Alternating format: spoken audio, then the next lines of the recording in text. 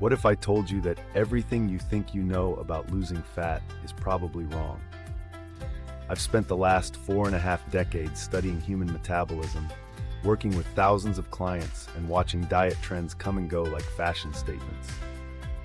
Today, I'm going to give you 45 years of no-nonsense fat loss wisdom in the next 46 minutes, and I guarantee some of this will completely flip your understanding upside down.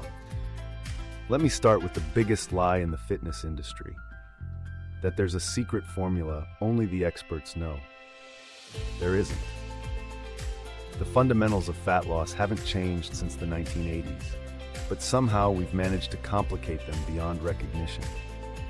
I've watched people spend thousands of dollars chasing magic bullets while ignoring the simple principles that actually work. Here's what really matters for fat loss, and I'm going to give this to you straight without any marketing fluff or pseudoscience. First, calories matter more than anything else. I know this isn't sexy. I know you'd rather hear about special foods or magic timing protocols, but after working with everyone from competitive bodybuilders to busy parents, the math is brutally simple. If you're not in a caloric deficit, you will not lose fat. Period. This isn't negotiable, and it's not debatable. But here's where most people go wrong. They think all calories are created equal. They're not.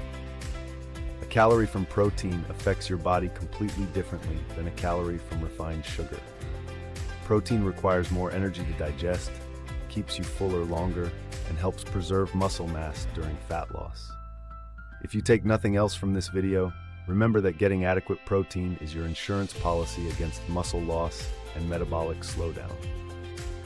Now, let's talk about the metabolism myths that have cost people decades of frustration. Your metabolism isn't broken. It's not slow because you're over 40. It's not damaged from previous diets. What happens is much simpler. As you lose weight, your body requires fewer calories to maintain itself. A smaller engine needs less fuel. This is completely normal and expected. The real problem is that people expect linear progress in a non-linear process. Fat loss doesn't happen in a straight line. You'll lose weight for weeks, then suddenly the scale won't budge for 10 days. This isn't failure, it's biology. Your body holds on to water during fat loss, then releases it in whooshes. Understanding this prevents panic and keeps you consistent when others quit. Speaking of consistency, this is where 4 decades of experience has taught me something crucial.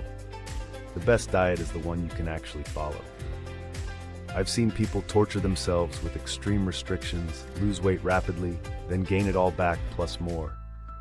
The approach that works long-term is the one that feels sustainable, not heroic.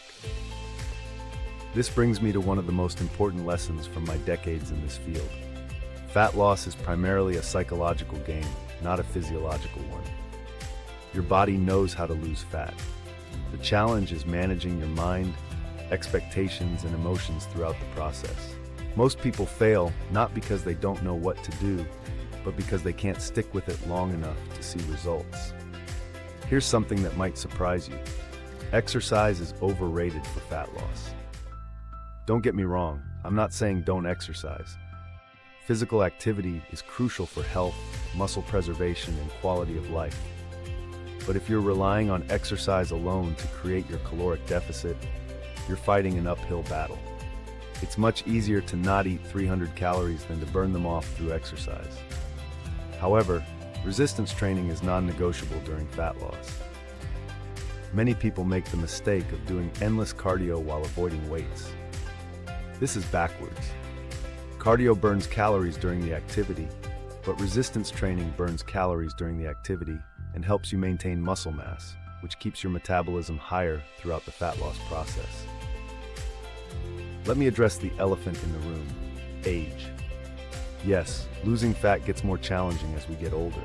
Our muscle mass naturally declines, our hormones shift, and our lifestyles often become more sedentary. But age is not a death sentence for fat loss. I've helped people in their 60s achieve remarkable transformations. The principles remain the same. You just need to be more patient and strategic.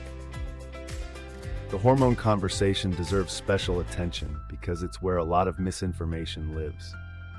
Yes, hormones affect fat loss, but they're not the primary driver most people think they are.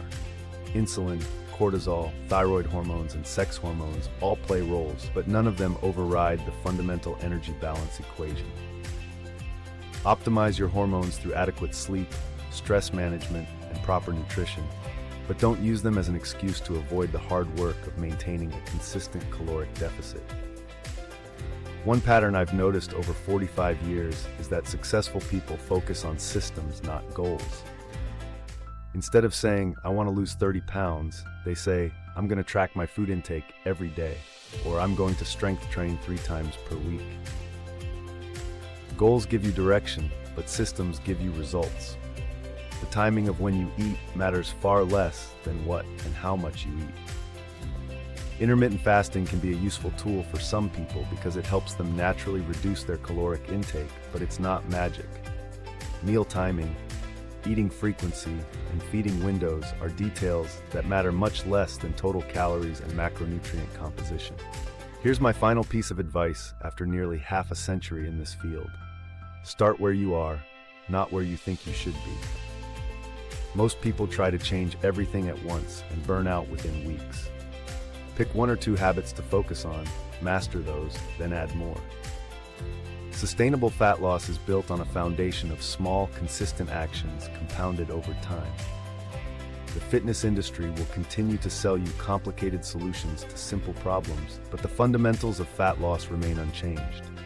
Maintain a reasonable caloric deficit, prioritize protein, lift weights, be patient with the process, and build habits you can sustain long term.